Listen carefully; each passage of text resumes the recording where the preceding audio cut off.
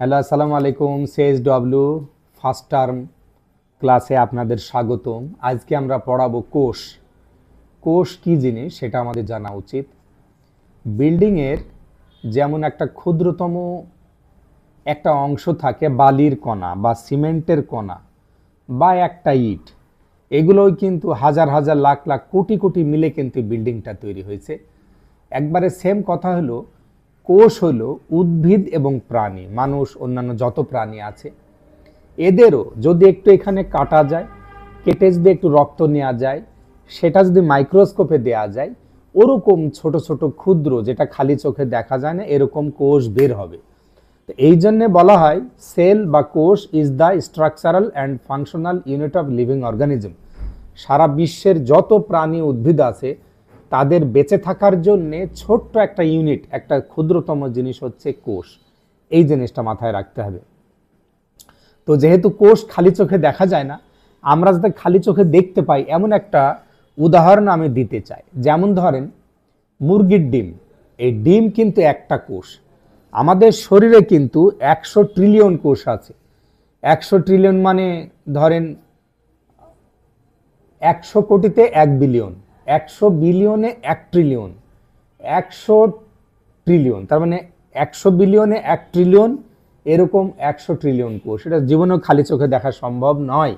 কিন্তু মুরগির ডিম এইটা কিন্তু একটা কোষ, একেবারে এত বড় একটা কোষ, একটা মাত্র কোষ। তবে পৃথিবীতে সবচেয়ে বড় কোষ হচ্ছে আপনার উট পাখির ডিম, এটা সবচেয়ে বড় ডিম এবং এটা একটা কোষ।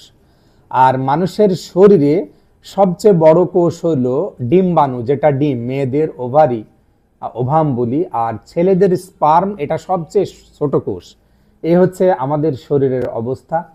তো যদি কোষের মধ্যে কি কি আছে আমরা একটু দেখার চেষ্টা করি। একটা ডিম যদি আমরা বলি তাহলে ভালো হবে। একটা ডিমকে আমরা প্রথমে কি দেখি, সাদা যেই কোষ প্রাচীর আছে বা কোষ প্রাচীর, সেল মেমব্রেন বলি, এটা একটা কোষ প্রাচীর, অর্থাৎ যে ডিম আছে, ডিমের ওপরের যে খোসাটা, এটাকে আমরা কোষ প্রাচীর বলি। তাহলে একটা জিনিস জানা গেল, ডিমটা ভেঙে কোষ প্রাচীর অর্থাৎ খোসাটা ফেলে দিলাম।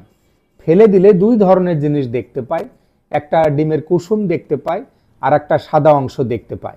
যেটা ডিমের কুসুম, সেই কুসুম অংশটাকে আমরা বলি নিউক্লিয়াস, আর যেটা সাদা অংশ, তেল তেলে লুব্রিকেন্ট, এই অংশটাকে বলি সাইটোপ্লাজম। মনে রাখবেন, সাইটোপ্লাজম যেটা সাদা অংশটা, আর নিউক্লিয়াস হলো হলুদ অংশটা, যেটা কুসুম। সাদা অংশ যেটা সাইটোপ্লাজম, এর মধ্যে অনেকগুলা জিনিস আছে, যেমন ধরেন মাইটোকন্ড্রিয়া, তারপরে সাইটোজোম, এই সাইটো, মাইটোকন্ড্রিয়া, গোলজি কমপ্লেক্স, এরকম 2-3-4টা জিনিস থাকে। তো একটু বলে নেই, মাইটোকন্ড্রিয়া যেটা, সেটা কিন্তু একটু চেন আকৃতির, মাইক্রোস্কোপ দিয়ে যদি দেখা যায়। এখানে আরেকটা জিনিস মনে রাখতে হবে, আমরা যত খাবার খাই, যত ধরনের খাবার খাই, এই খাবারগুলা শক্তি আকারে, পুষ্টি আকারে একেবারে কোষের এই খোসা দিয়ে কিন্তু খাবার ঢুকে, লিকুইড খাবার ঢুকে একেবারে ওই সাদা অংশের মাইটোকন্ড্রিয়ার মধ্যে ঢুকে যায় খাবার। মাইটোকন্ড্রিয়ার মধ্যে ঢুকে শরীরের যে কাজ করে তারপরে আপনার হচ্ছে যে শক্তি তৈরি করে মানুষের, যেই শক্তিটার নাম এটিপি, অ্যাডিনোসিন ট্রাইফসফেট নাম। এই হচ্ছে মাইটোকন্ড্রিয়ার একটা জিনিস। আর একটা জিনিস যেটা বললাম গোলজি বডি, সেটা কোষের নিঃসরণ, মানে কোষের থেকে অনেকগুলা জিনিস বের হয়, ভিতরে ঢুকে আদান প্রদানে হেল্প করে। আর যেটা হলুদ অংশ বললাম কুসুম, এই অংশটা আবার দুইটা জিনিস মাথায় রাখতে হবে। কুসুমের ওপরে একেবারে পাতলা একটা পর্দা থাকে। তো এই একটা জিনিস মাথায় রাখতে হবে, নিউক্লিয়ার মেমব্রেন বলে, নিউক্লিয়ার পর্দা। আর ওই পর্দাটা সরালে মূল কুসুম ডিমের, এইটা হচ্ছে নিউক্লিয়াস। নিউক্লিয়াস কিন্তু মাথায় রাখতে হবে, নিউক্লিয়াস কিন্তু মানুষের প্রাণ কেন্দ্র বলে। পৃথিবীর যত জীব এবং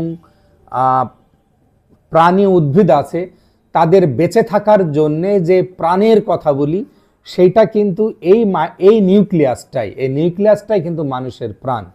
নিউক্লিয়াসের মধ্যে ক্রোমোজোম থাকে, যেই ক্রোমোজোমের মধ্যে 23টা ক্রোমোজোম জোড়া থাকে।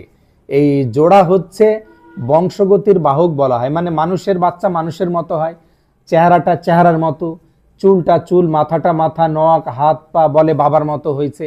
এই টোটাল ক্যারেক্টারটা ওই ক্রোমোজোমের মাধ্যমে বংশ পরম্পরায় দাদা বাপের মাধ্যমে বাচ্চাদের চলে আসে। এটা গরু ছাগল মানুষ ভেড়া গাছপালা সব কিছু সেম। এই জিনিসটা একটু মনে রাখতে হবে নিউক্লিয়াসের ব্যাপারে। তো এই হলো মোটামুটি কোষ। তাহলে বললাম কোষ কাকে বলে আর কোষের মধ্যে কি কি থাকে, মেন যে কটা জিনিস সেই কটা জিনিসের কথাই বললাম। আপনারা আল্লাহর রাস্তে সবাই ভালো থাকবেন। আর ছোট্ট একটা ক্লাস, জানি না কয় মিনিট হলো, এইটা আপনারা বইয়ে দেখে নেবেন।